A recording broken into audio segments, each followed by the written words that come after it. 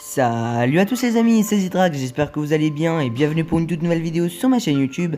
Et dans cette vidéo les amis, je vais vous présenter la Komoda. Donc c'est un nouveau véhicule qui est sorti avec la mise à jour du casino sur GTA 5 Online.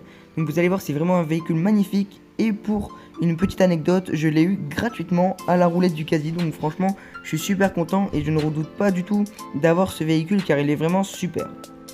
Donc niveau carrosserie, elle pourrait nous faire penser à la Alfa Romeo Giulia. Donc désolé pour la prononciation, je suis pas vraiment calé niveau italien.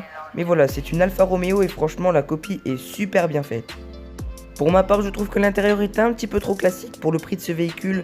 Il coûte entre 1 million et 1 700 000 selon le prix auquel vous l'achetez. Moi personnellement je l'ai eu gratuitement au casino donc ça me dérange pas trop. Mais pour ce prix, je ne l'aurais pas acheté dû à l'intérieur.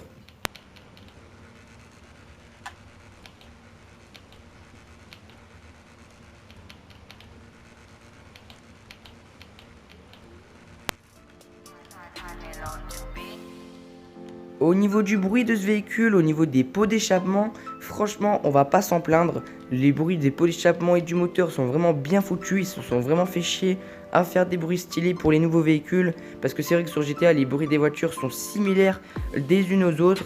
Et là franchement ils ont fait vraiment un super travail là-dessus, donc c'est un point fort pour ce véhicule. Pour la customisation complète de ce véhicule, ça vous coûtera entre 300 000 et 500 000 $. Donc c'est quand même assez cher parce qu'il y a quand même beaucoup de customisation à faire sur ce véhicule. Franchement, au début, il n'est pas vraiment ouf. Mais quand il est customisé, on peut vraiment faire une voiture de course. Comme vous voyez, mon véhicule est assez joli. Bon, après les goûts et les couleurs, on n'en parle pas, hein, chacun son délire. Moi, franchement, je l'ai mise comme ça, je la trouve sublime. Après, vous pouvez mettre des plus gros ailerons, des meilleurs motifs et tout ça. Mais moi, je l'ai mise comme ça pour qu'elle reste simple, mais stylée à la fois. Niveau conduite, il faut vraiment s'habituer car elle patine un peu, donc franchement sur le béton et tout ça, ça va. Mais dès que vous passez le désert, franchement c'est galère, il faut vraiment s'habituer parce que c'est vraiment une voiture qui patine beaucoup. Dès que vous serrez trop un peu votre virage, bah, vous partez en cacahuète. Il faut vraiment savoir gérer son véhicule pour pouvoir rouler quotidiennement avec. Franchement, après une semaine de conduite avec ce véhicule, je le trouve vraiment fabuleux. Vous pouvez vraiment faire quelque chose de bien. Avec un pote, on a fait les braquages du casino avec ce véhicule. Et franchement, il est vraiment rapide. Mon pote avait une T20. Et franchement, bon, il était plus rapide forcément. Mais il me mettait pas vraiment l'amende, hein. Franchement, je le tenais pas mal.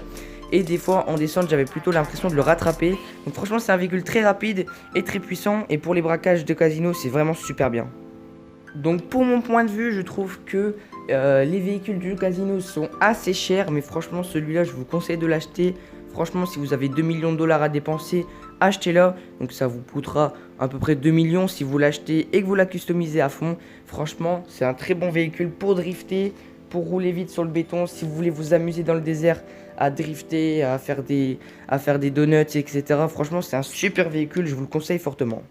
Donc voilà les amis, ainsi s'achève cette vidéo, j'espère qu'elle vous aura plu. Si c'est le cas, n'hésitez pas à me le faire savoir dans les commentaires et en lâchant un pouce bleu. C'était Zidrax. Ciao tout le monde.